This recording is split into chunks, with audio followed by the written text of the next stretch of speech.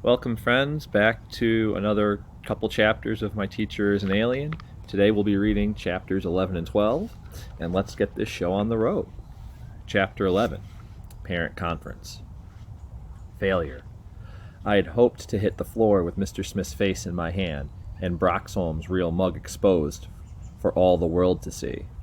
Instead, I ended up with a handful of air and a bump on the head. The other kids in the class shouted and jumped to their feet. Smith Broxholm waved them away.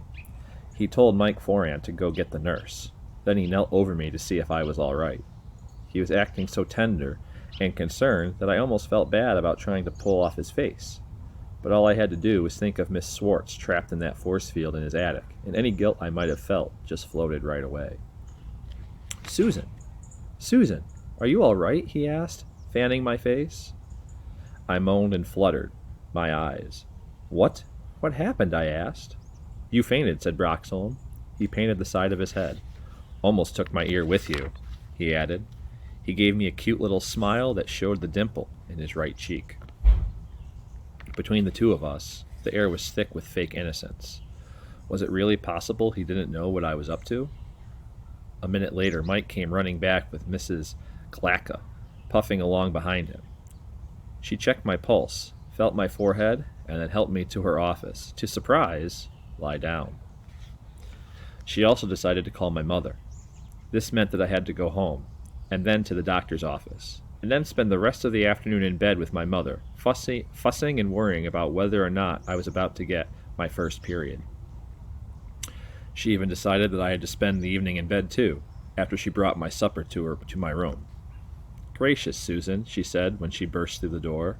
This place looks like an explosion at a garage sale. Can't you keep it a little neater? I was planning to clean it today, I said. Only I didn't feel up to it after I fainted. Poor baby, she said, setting the tray on my nightstand. She seemed so pleased, I decided not to tell her that I had been kidding. She could never understand that I liked my room the way it was. After supper, I slipped out of bed and went to see my father. He was sitting in his den, building a model of the Empire State Building out of toothpicks. That's his hobby, making famous buildings with toothpicks. If you ask me, it's pretty weird, but it keeps him happy, which is more than I can say for most adults I know, so I guess I shouldn't complain. Hi, Pook, he said when I walked in. Feeling better? I nodded, not wanting to tell him I hadn't been feeling bad to begin with. I sat down next to him and started handing him toothpicks. So what's on your prepubescent mind tonight, he said, holding up a toothpick and dabbing a bit of glue onto the end of it. Dad, I said, but that was all I could think of. I tried, but I just couldn't bring myself to explain the situation. After a full minute of silence, he turned to me and said, Are you all right, Susan?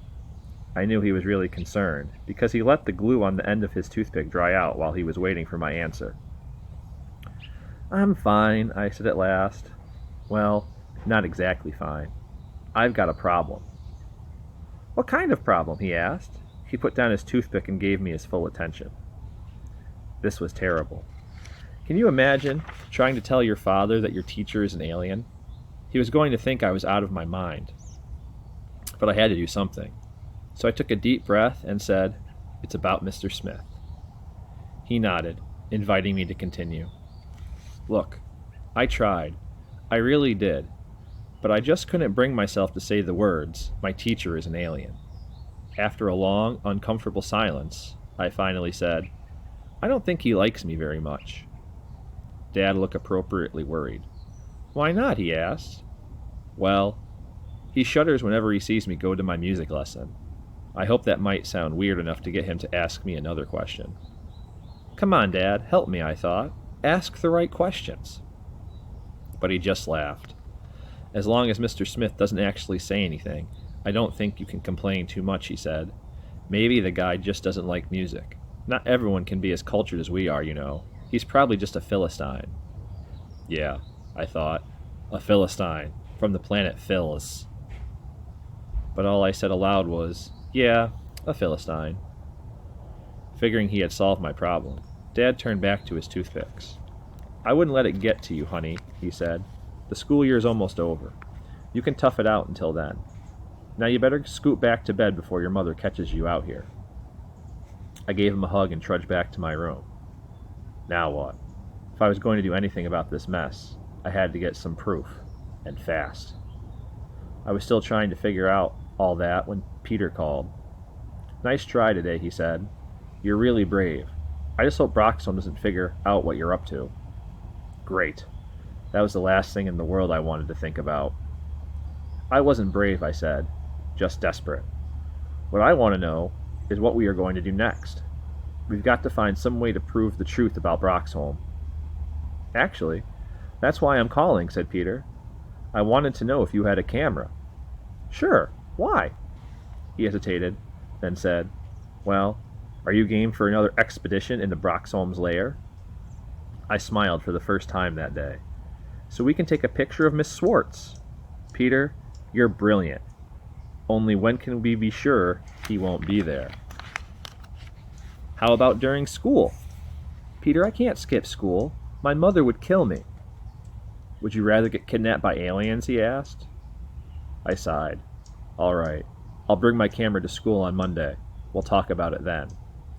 I hung up and tried not to think about the fact that in 2 days I was going to go back into the alien's den. In fact, I spent most of that whole, long, sleepless night trying not to think about it. Chapter 12. Things get weirder. I didn't think it was all that weird when Stacy Benoit called me Saturday morning to see how I was doing. After all, she's my friend, and she did think I had fainted in school the day before. I didn't realize when I laughed and told her that there wasn't anything wrong with me, that I was only confirming her worst fears. I didn't figure that out until Monday morning, when our class turned into something from the Twilight Zone. Until that point, I had other things to worry about, like what to do about Miss Swartz.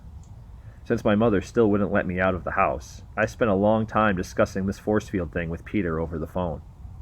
He told me he was pretty sure Miss Swartz was actually safer inside that thing than she would be walking the streets. "She probably doesn't like it in there," he said. "I know I wouldn't, but nothing's going to hurt her."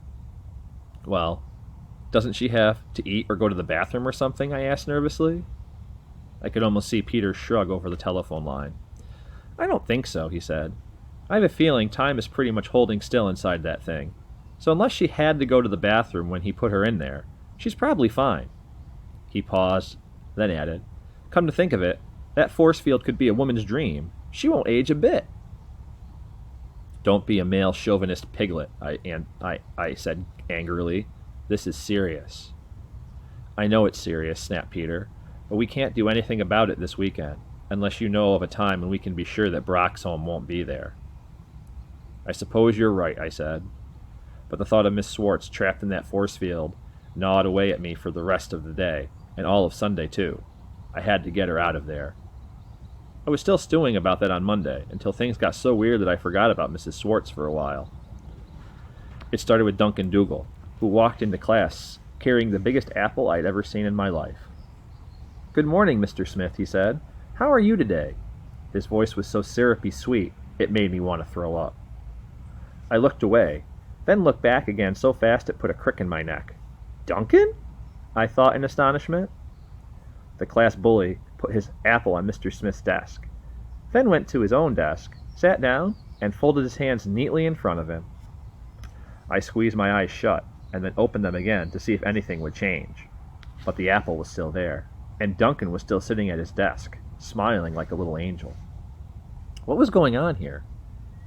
When I opened my desk, I found a note that said, "I think you are the bravest person I have ever met."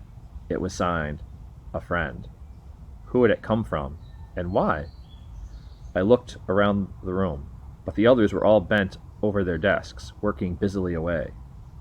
I turned back to my work, trying to figure out what was going on. But even the weird stuff that had happened so far hadn't prepared me for what happened next.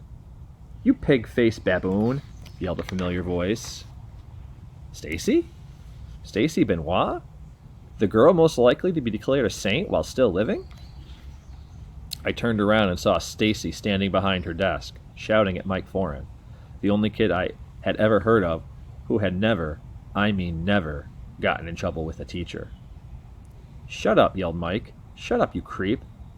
When Stacy slapped him across the face, I almost fell out of my chair. Of course, Stacy couldn't slap that well, having never done it before, so it was kind of a wimpy little slap. But this was Stacy Benoit, for heaven's sakes. Here's a little picture of Stacy slapping her.